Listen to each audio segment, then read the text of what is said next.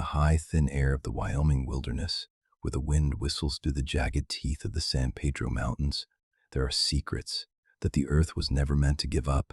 In 1932, two gold prospectors named Cecil Maine and Frank Carr were blasting their way through a thick vein of rock, hoping for a strike that would change their lives. They set their explosives, cleared the area, and waited for the roar.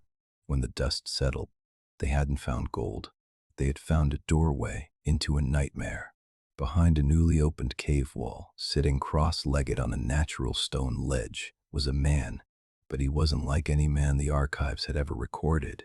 He was perfectly preserved, bronzed by time, and exactly 14 inches tall.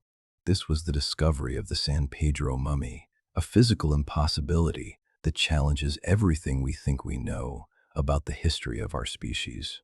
He sat with his arms folded, his skin leathery and wrinkled, his face frozen in a perpetual, flat-eyed stare. He looked like an ancient king, waiting for a signal that never came. To the prospectors, he was a curiosity. To the scientific community that followed, he was a biological error that shouldn't exist. The true horror of the San Pedro Mummy didn't come from his size, but from his maturity. When the artifact was brought to the American Museum of Natural History in the 1950s, researchers expected to find the remains of a human infant or a cleverly crafted hoax. They were wrong. X-rays revealed a complete human skeleton with the bone density and dental development of a fully grown adult. He had a full set of teeth, including wisdom teeth, that had already erupted. His skull was fractured and his collarbone had been broken and healed, injuries sustained during a life of physical struggle. This wasn't a child. This was a man who had lived, breathed, and aged, all while standing no taller than a standard loaf of bread. Think about the existence of this man. In a world of predators and harsh mountain winters, how did a 14-inch man survive long enough to reach adulthood? The archives of the local Shoshone and Crow tribes speak of the Nimerigar, a race of little people who were said to be incredibly aggressive and possessed of a dark magical power.